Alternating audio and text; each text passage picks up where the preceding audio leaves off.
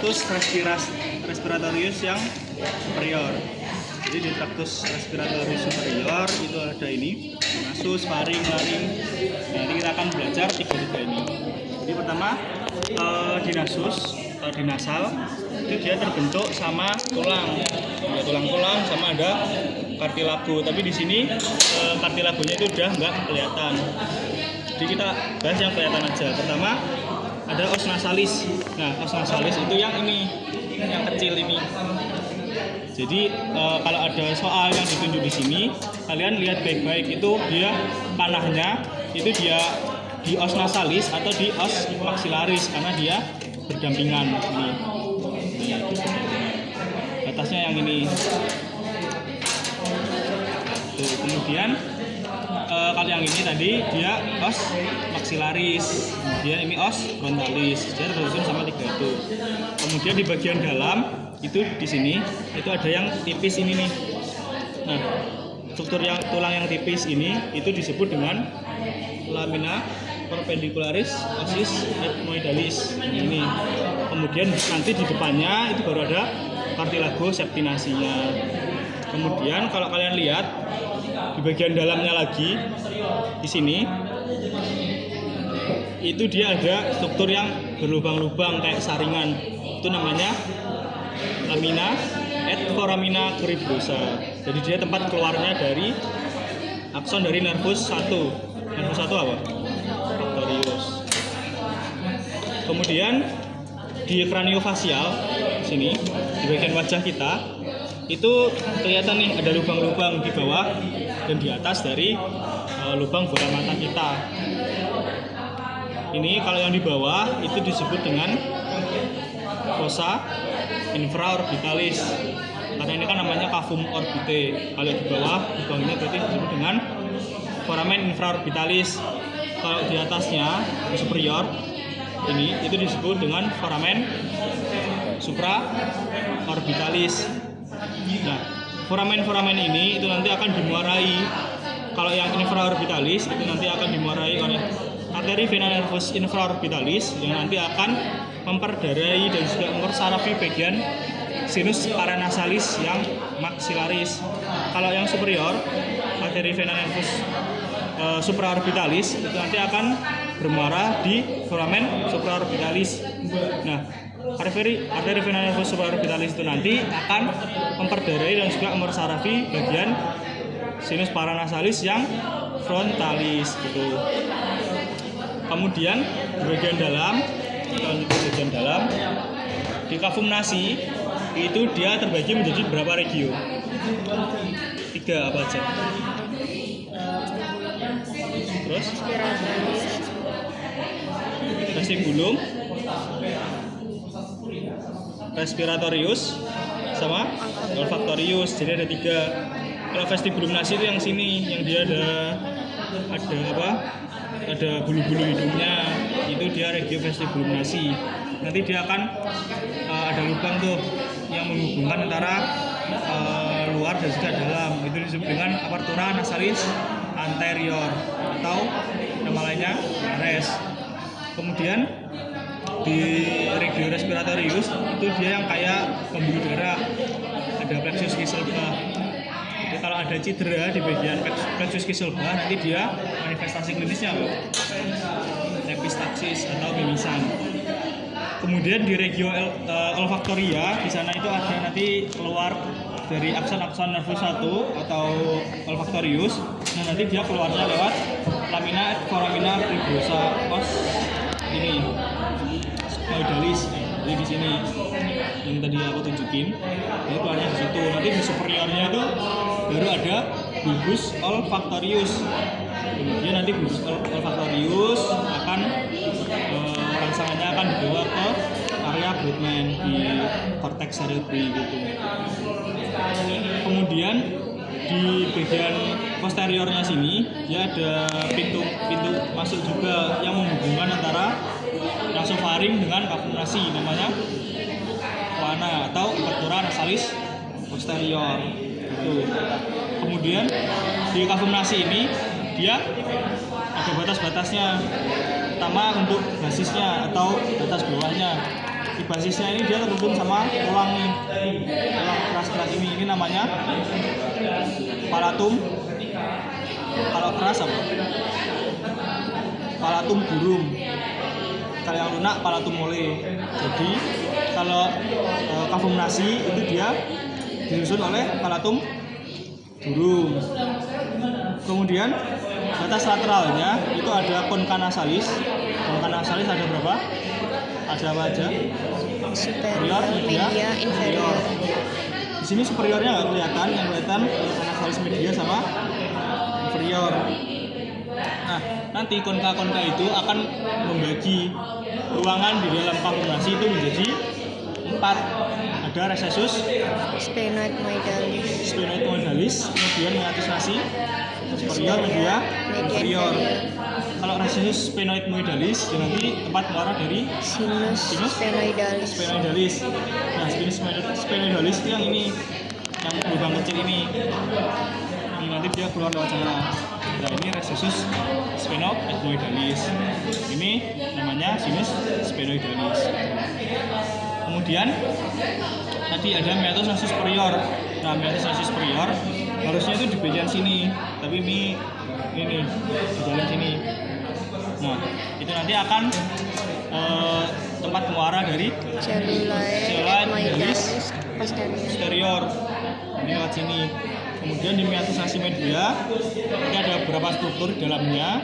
Ada bulite moedalis, itu nanti akan dimuarai oleh apa? Cellulite moedalis yang media.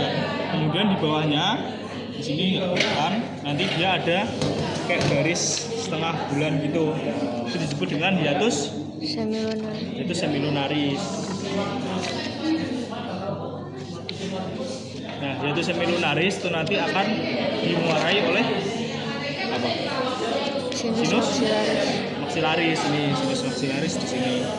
Kemudian di ujung anteriornya di sini itu ada infundibulum. Nah, di infundibulum itu nanti ada ostium. Ostium itu lubang. Nanti dia menghubungkan antara meatus nasi media dengan sinus frontalis dan juga cellulite moedalis yang anterior. Kemudian yang bawah di meatus nasi inferior itu nanti dia akan dimuarai oleh ductus nasolacrimalis. Namanya nasolacrimalis, berarti dia menghubungkan antara kavum nasi dengan lacrimal. Lacrimal itu di mana? Di superolateral sih. Nah, jadi air mata kita itu tiap hari diproduksi nanti dibuang itu lewat karunkula. Ya, karunkula superior, inferior nanti masuk ke bagian ductus nasolacrimalis. Jadi misalkan kalau kalian nangis itu nanti di hidung kita akan kayak beler gitu. Kemudian kalau misal ada pilek, nah nanti sekretnya itu dia bisa menyumbat ductus nasolacrimalis. Nanti di manusia itu nanti akan kelihatan dia matanya itu lebih berair daripada normalnya gitu. Kemudian kita masuk ke bagian faring. Nah, di faring itu dibagi menjadi 3. Ada nasofaring, orofaring dan juga laringofaring. Nasofaring dia skeletopisnya itu di 1, 2. Cervicalis 1 sampai 2. Jadi gampangnya kalian lihatnya di kolumna vertebralisnya. Kalau vertebralis cervicalis 1 itu di sini. Ini 1. Ini 2, ini 3, 4, 5, 6, 7, 8, 9, 10, 11, 12. Kalau di sini ini yang cervicalis 1 itu dia yang paling kecil, ini segitiga kecil ini. 1, 2, 3, 4, 5, 6, 7, 8, 9, 10. Jadi kalau ditunjuk preparat, kalian harus tahu dia di sini. Jadi dia skeletopis dari apa? Sini. Bisa dinalar. Kemudian pertama kita akan bahas yang nasofaring. Jadi di nasofaring itu ada struktur yang paling kelihatan itu ini. Ini apa namanya? Apa? Optai itu apa? Wajahnya. Ostium, pharyngeum, tubal, didiva, eustasii. Jadi dia itu menghubungkan antara nasofaring dengan auris media atau telinga tengah kita. Itu. Kemudian di opte itu di sebelah atas dan juga belakangnya atau supero-posteriornya itu dia ada peninggian namanya torus tuberculus. Kalau di bagian inferiornya juga ada peninggian namanya torus levatorius. Nah, torus levatorius itu terbentuk dari musculus levator veli kepala ini. Kemudian di bagian posterior dari opte itu dia ada tonsil, tapi dia kelihatannya hanya pada anak-anak, namanya tonsila adenoid. Kemudian kita lanjut ke bagian orofaring. Nah, orofaring ini dia ada yang saya ditanyain itu ada kayak garis imajiner yang dia itu ya kayak pintu masuk yang dia menghubungkan antara bagian mulut kita itu dengan orofaring. Itu disebut dengan isthmus faucium. Kemudian di sini ini kemudian ini disebut dengan cartilago epiglottis. Kemudian cartilago epiglottis ini dia di sudutnya ini dia ada bagian yang dia sering menjadi tempat tertampungnya benda tumpul, namanya valicula epiglotica. Kalau yang benda tajam di mana? Di fossa piriformis. Fossa piriformis di mana? Ini di dalam sana. Itu. Jadi kalau ada soal, misal seorang laki-laki dia habis makan ikan, kemudian beberapa hari kemudian dia tenggorokannya merasa nggak nyaman. Kira-kira dia kenapa dan juga struktur apa yang dia menjadi tempat tertampungnya struktur tersebut gitu. Itu sih biasanya.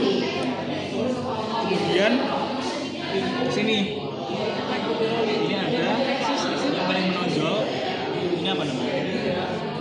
Cartilago idea. Jadi dia yang bentuk Adam's apple di sini. Jadi nanti kalau soal tentang cartilago itu dia pakai soalnya itu yang print-printan, nanti mirip kayak gini. Kemudian kalian harus hafal buat cartilagonya karena ini sering banget ditanyain. Pertama yang bagian yang paling lebar ini yang dia membentuk Adam's apple itu namanya cartilago thyroidea. Kemudian di bawahnya yang dia kayak cincin ini disebut dengan cartilago cricoidea. Kemudian di bagian superiornya ini ada dua, ada arytenoid yang ini, kemudian yang kecil ini yang corniculata. Jadi yang kayak tanduk ini corniculata. Kemudian yang dia kayak lidah atau kayak daun ini cartilago epiglottis. Kemudian ada lagi cartilago trachealis, itu yang ini. Nah, nanti kalau di histologi dia kayak huruf C gitu bentukannya di antara musculus trachealis. Kemudian kalau membrananya ini biasanya nggak ditanyain.